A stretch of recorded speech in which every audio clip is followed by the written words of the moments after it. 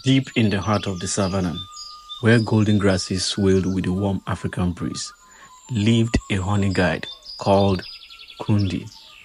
Kundi wasn't your average honeyguide. He longed for something more than leading badgers to hidden honeycombs. Kundi craved music.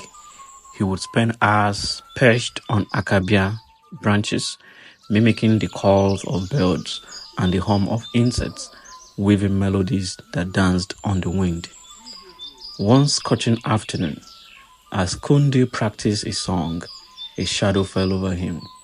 It was Inyoka, a sleek black mamba with scales that shimmered like polished obsidian. Well, well, Inyoka hissed, his forked tongue flickering. A honey guide with ambitions beyond honey. Kundi puffed out his chest, feathers bristling. I am Kundi, the singer, and who might you be? I am Inyoka, the snake replied, his voice dripping with disdain. The savannah's most feared predator. Today, I challenge you to a competition, a true test of true skill. Confused Kundi tilted his head. A challenge, but what kind?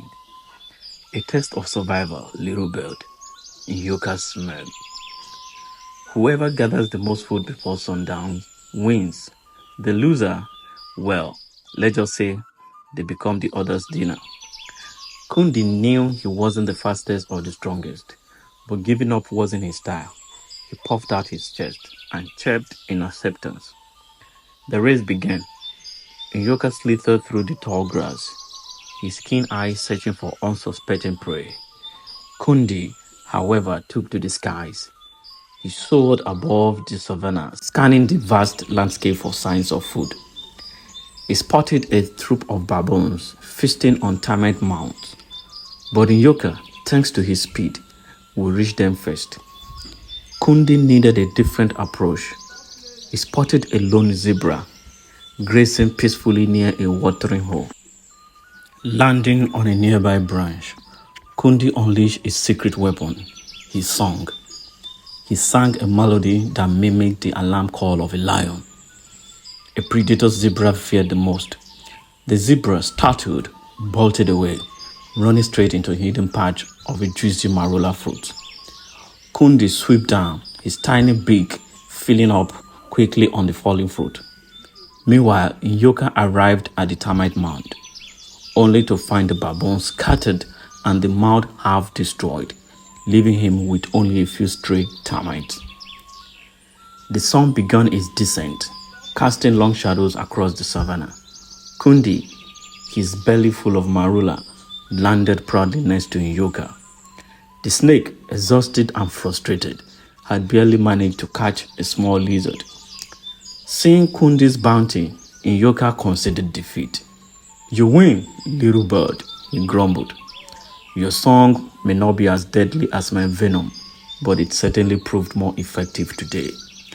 Kundi puffed out his chest, a proud chirp escaping his beak. This isn't about who is deadlier, Inyoka. It's about finding strength in what makes us unique. He offered the snake a piece of juicy fruit. Perhaps next time we can collaborate. You with your sharp eyes and me with my singing.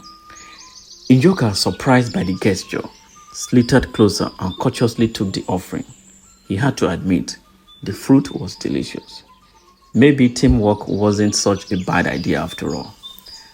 From that day on, Kundi and Inyoka became unlikely partners.